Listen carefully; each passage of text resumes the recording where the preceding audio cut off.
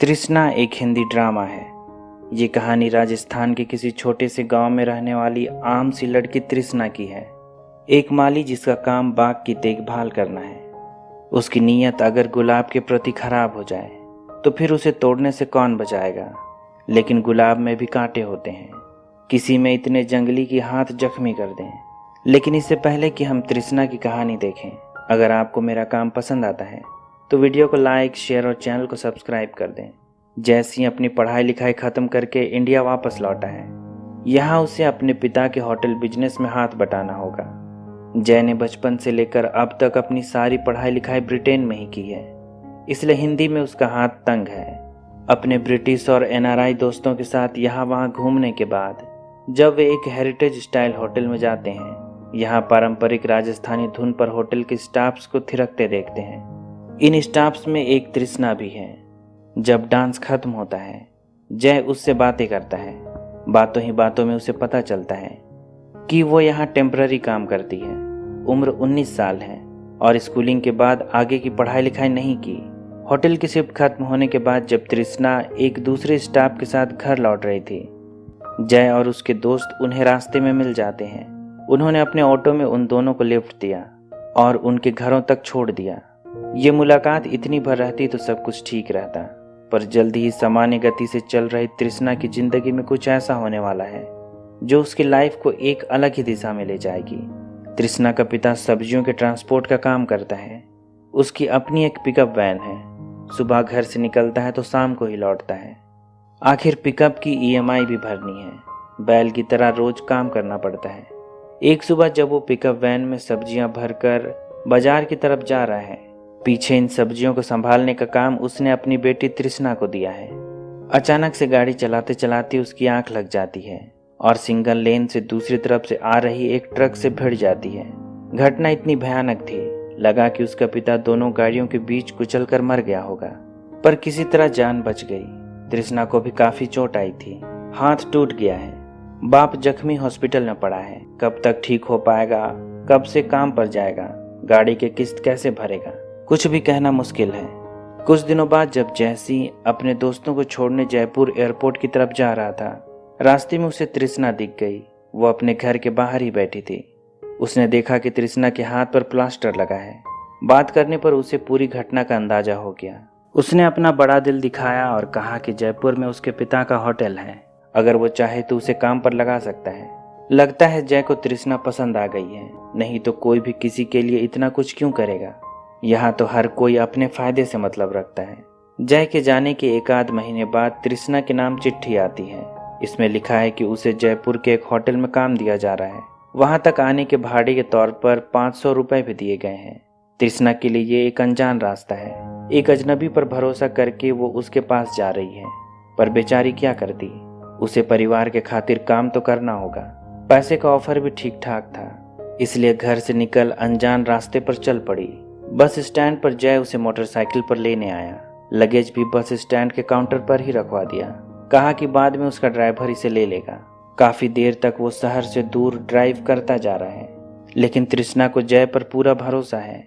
एक अनजान आदमी के साथ अनजान रास्ते पर शहर से दूर कहीं जा रही है, पर उसने जय से इस बारे में एक सवाल तक नहीं किया। पर फाइनली जय एक अच्छा इंसान निकला। उसने उससे जो जो कहा था सब सच था। वो उसे अपने पिता के ओल्ड हेरिटेज स्टाइल होटल में ले आया।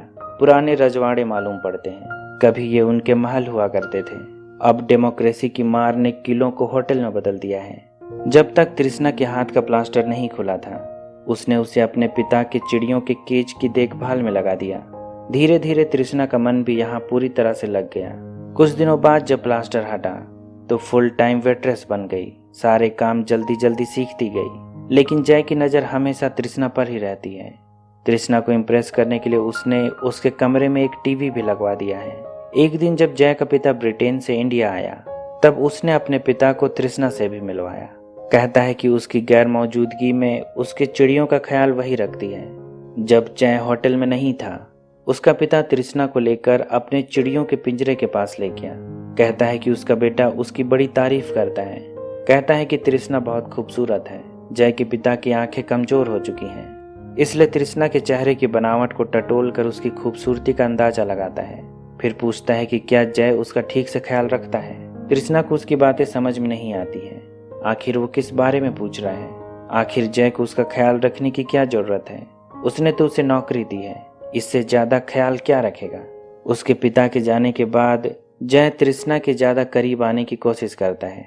आजकल उसके कमरे में खाना लाने का काम उसी का है। बहाने से उसे छूने की कोशिश करता है। जाहिर है कि जय तृष्णा को चाहता है। तृष्णा भी समझ जाती है कि जय उसे पसंद करता है। वो एक अच्छा आदमी मालूम पड़ता है, पर जय के साथ प्यार में पड़ना उसके लिए भी मुश्किलों भरा हो सकता है। सोशल स्टेटस भी कोई चीज होती है, न जात मिलते हैं न हैसियत, पर अगर प्यार हो दोनों में तो इन सब का कोई मतलब नहीं। फिर भी ना जाने कोई हिचक है। एक दिन जय कहता है कि उसे होटल मैनेजमेंट के कोर्स में भर्ती कराना चाहता है। अगर वो इंटरेस्टेड है तो इसे ज्वाइन कर सकती है। लगता है तृष्णा की लाइफ में सब कुछ अच्छा ही अच्छा हो रहा है। किस्मत उस पर मेहरबान है। एक दिन वो जय से छुट्टी मांगती है। कहती है कि उसे अपनी एक फ्रेंड की शादी में जाना है, साथ में कुछ सहेलियां भी जा रही हैं।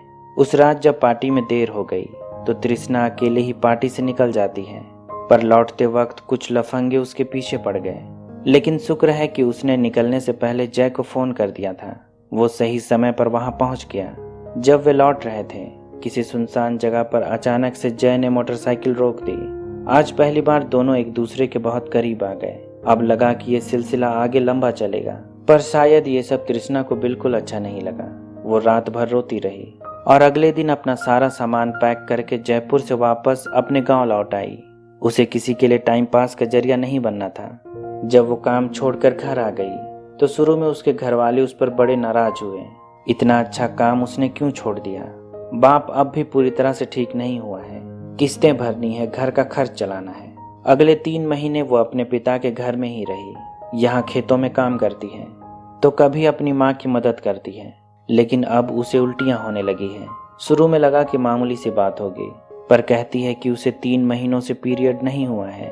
उसके परिवार ने बदनामी के डर से उसका अबॉर्शन करवा दिया और दूसरे शहर में उसके मामा के पास भेज दिया। यहाँ उसके मामा ने उसकी नौकरी एक फैक्ट्री में लगवा दी, लेकिन जैसी उसे यहाँ भी ढूंढते हुए आ पहुंचा। पहले वो उसके पिता के घर गया था। उसे पता चला कि वो यहाँ एक फैक्ट्री में काम करती है। जय कहता है कि मैं तुम्हारा ख्याल रखूंगा। आखिर तुम सब कुछ छोड़ छाड़ कर यहाँ क्यों आ गई? मैंने तुम्हें बहुत फोन लगाया पर तुम्हारा फोन बंद था। तुम लोगों की चिंता बिल्कुल मत करो, मैं हमेशा तुम्हारे साथ रहूंगा। वो कहता है कि बम्बई जा रहा है, वहाँ फिल्म प्रोडक्शन का काम करेगा। जय उसे अपने साथ वहाँ ले जाना चाहता है। फाइनली तृष्णा को भी उस पर भरोसा होने लगा है। वो उसे मझधार में नहीं छोड़ेगा। हालांकि उसने अपने अबॉर्शन के बारे में उसे कुछ नहीं कहा, शायद उसे छोड़ दिए जाने का डर हो। यहाँ बम्बई में एक अलग तरह की लाइफस्टाइल है, तड़क भड़क वाली जिंदगी है, जयपुर से एकदम अलग। जय के कई दोस्तों के साथ उसकी जान पहचान भी होती है।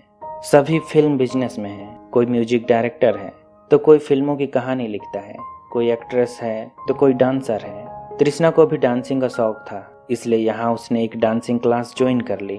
यहाँ रहते हुए जय और तृष्णा के बीच की सारी दूरियां खत्म होने लगी हैं। लगता है दोनों में बड़ा प्यार है।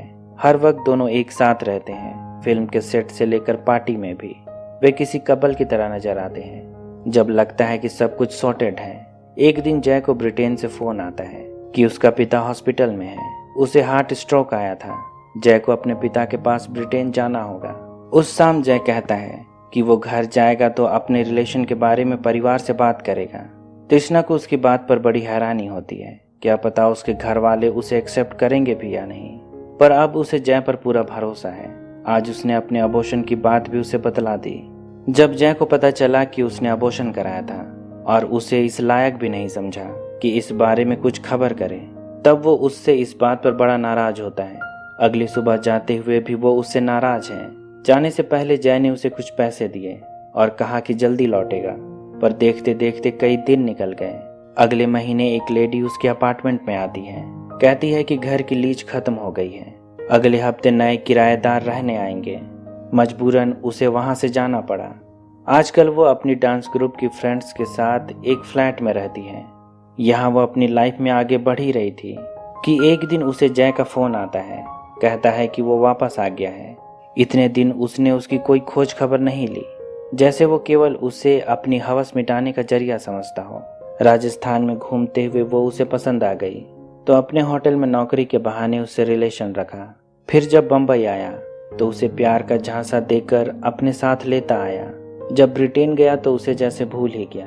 क्या घर की लीज खत्म हो रही उसे पता नहीं था। जब वो अपनी जिंदगी में आगे बढ़ने लगी थी, कुछ महीनों बाद फिर से वापस आ गया।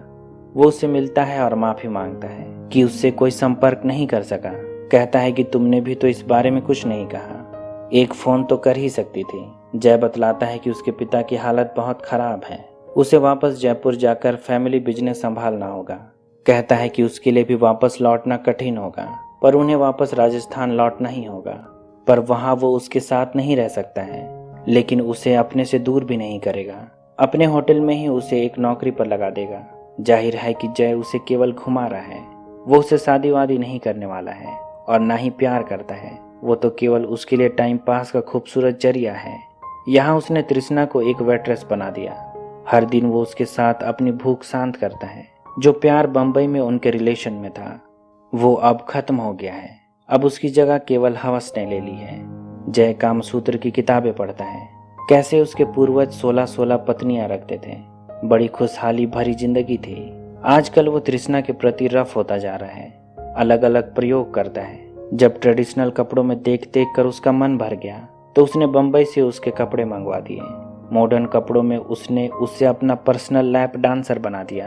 आखिर तृष्णा भी कितने दिन बर्दाश्त करती, लेकिन अगर वहां से भागेगी तो फिर उसे ढूंढते हुए पहुंच जाएगा। शायद पहली बार जब वो उसके होटल से भागी थी तभी उसे उसके असली चरित्र का अंदाजा हो गया था। एक दिन जय अपनी हवस शांत करने के बाद कमरे में लेटा था, तब तृष्णा ने किचन से एक बड़ा सा चाकू ले लिया और चुपके से जय के कमरे में चली आई। फिर धीरे से उसके ऊपर चढ़कर उसने उसके सीने में इसे धंसा दिया और तब तक कमरे से नहीं निकली जब तक कि उसने जय की जान नहीं ले ली। फिर चुपके से सारा सामान पैक किया और भागकर अपने पिता के पास वापस लौट आई। उसे लगा था कि पुलिस उसे पकड़ लेगी, पर ऐसा कुछ नहीं हुआ। अगले दिन तक अपने पिता के घर में रहने के बावजूद उसे ढूंढने कोई नहीं आया। अगले दिन वो अपने छोटे भाई बहनों को स्कूल छोड़ने के बहाने घर से निकली और साथ में वही चाकू ले लिया जिससे कल उसने जय को मारा था। फिर दूर एक रेत के टीले पर चढ़ गई। काफी देर तक सोचती रही, फिर अचानक अपने पेट में ही इसे घोंप लिया। लगता है जय की आंखों में देखते हुए उसे मारने का गिल्ट अब खाए जा रहा है। शायद जीना मुश्किल हो गया हो। उसने खुद को मारकर सारी फसाद और पकड़े जाने का डर एक बार में ही खत्म कर दिया। परिवार भी उसके झंझट से बाहर हो गया। इसी के साथ ये कहानी खत्म हो जाती है। उम्मीद करता हूँ कि आपको मेरा काम पसंद आया होगा। अगर ऐसा है तो वीडियो को लाइक, शेयर और चैनल को सब्सक्राइब कर दें। अभी तक बने रहने के लिए शुक्रिया।